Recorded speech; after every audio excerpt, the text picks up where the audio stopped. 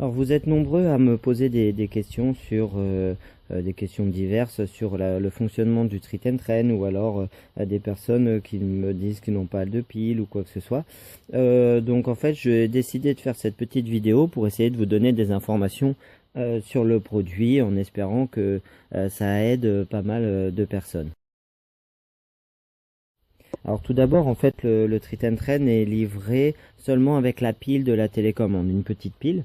Donc là, celle-là, c'est pas la pile d'origine, parce que j'en ai racheté une, parce que ma Treat and Train a déjà quelques années. Si vous souhaitez racheter des piles de télécommande, ce modèle-là fonctionne très très bien, et la pile dure assez longtemps. Alors ça peut être le source de problème des fois quand on appuie et que la machine réagit mal. En général, c'est souvent un problème de pile, hein, que ce soit de la télécommande ou que ce soit directement celle de la machine.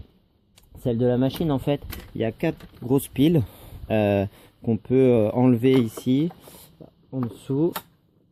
Vous voyez, donc c'est des grosses piles, les plus grosses du marché, hein, je ne sais plus les références. Donc ça c'est pareil, en général on voit que la lumière s'éteint quand les piles commencent à être fatiguées. Au niveau des accessoires, on va avoir effectivement la télécommande et 2 disques en fonction des croquettes qui vont être distribuées, des friandises du moins, ainsi qu'une cible pour faire quelques exercices. Alors au niveau des disques, ils sont interchangeables. Vous voyez, moi il y en a un qui est plus utilisé que l'autre. En général, je prends toujours le plus gros parce que je me dis au pire, s'il y a 2 friandises, c'est pas forcément gênant. Donc là, on va commencer à regarder au niveau de la télécommande. Alors déjà, ne serait-ce que pour mettre la pile, au niveau de la pile, donc il n'y a pas de chose particulière, mais vous voyez sur la télécommande en fait qu'il y a un petit sélecteur qui s'appelle Channel, et Channel, c'est ce qui va nous permettre de régler en fait la télécommande avec la boîte. Donc on a 4 canaux différents. Donc ici il est réglé sur le Channel 2 et sur la boîte ici. Donc c'est à dire qu'en fait à quoi ça sert, c'est si jamais vous avez plusieurs boîtes, ou si vous êtes plusieurs à vous entraîner sur un terrain mais à faire des exercices différents avec votre boîte, pour pas qu'il y ait d'interférence, ou pour pas que votre ami déclenche votre boîte, vous changez chacun le channel. Donc bien penser quand vous changez sur la boîte à aussi changer sur la télécommande. Alors au niveau de la boîte, bon là elle est un peu sale parce qu'elle sert. Au niveau du disque, en fait c'est très très simple. Vous avez des trous ici avec des loquets. Donc vous mettez le disque à l'intérieur, vous le calez et puis après vous tournez.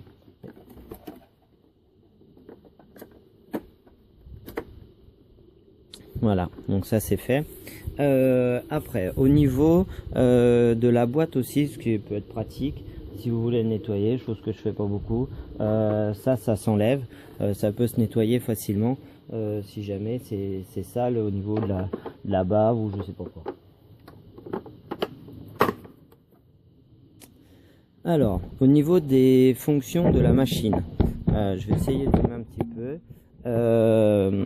Ce qui va nous intéresser sur la boîte pour l'agility, en fait, ça va être principalement le mode dispense qu'on voit sur la télécommande. Donc le premier mode là en haut, qui est comme le clicker en fait, qui va être un mode qui va permettre de donner une friandise. Le mode downstay va lui activer cette partie qui est encadrée sur la boîte. Alors ça va pas forcément nous servir sur l'entraînement d'agility, c'est plus avoir des fonctions pour apprendre aux chiens sur de l'éducation, par exemple à rester couché ou dans une position, je sais pas, quand vous souhaitez brosser votre chien et qu'il y a une récompense aléatoire qui arrive, ou programmée toutes les X secondes. Donc là on le voit ici vite fait sur le downstay session, vous pouvez avoir seulement une seule friandise ou plusieurs friandises, et après vous pouvez régler le temps de 3 à 300 secondes, et après savoir si les friandises elles arrivent à un moment fixe, c'est-à-dire toutes les 7 secondes ici, ou alors variable si c'est toutes les 7 ou les 5 ou les 3, une fois 7, etc. D'accord? Donc après, vous avez dessus le bouton on-off qui permet de l'allumer. Donc on voit une fois qu'elle est allumée que la lumière est verte. En général, quand la pile faiblit, je crois, il me semble que ça devient rouge. Et ici, vous avez une touche volume qui permet de régler le volume de 3 niveaux ou alors complètement de l'éteindre. Alors, donc là, en fait, je vais vous montrer, il n'y a pas de friandise dedans, mais du coup, normalement, je pense que la machine va se mettre en erreur si j'appuie sur Dispense. Donc là, on voit bien que ça tourne et que ça cherche une friandise. Donc là, en fait, comme il n'y a pas de friandise qui va se mettre dans le petit passage, et ben en fait, la boîte se met en erreur.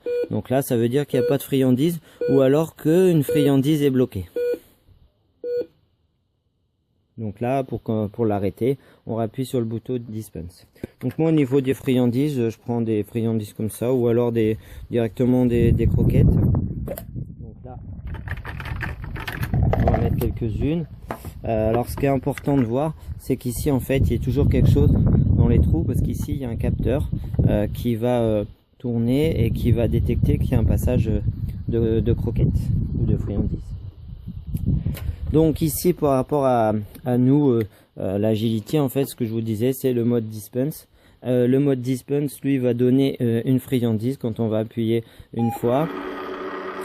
Donc là, voilà, on voit bien ici que on n'a qu'une seule friandise qui est tombée. Alors, beaucoup de personnes récompensent en faisant un jackpot, en appuyant plusieurs fois. Mais le problème, c'est que même si j'appuie, c'est super long. Donc des fois pour le chien ça peut être troublant et au niveau de l'attente, et surtout ça donne plusieurs bips.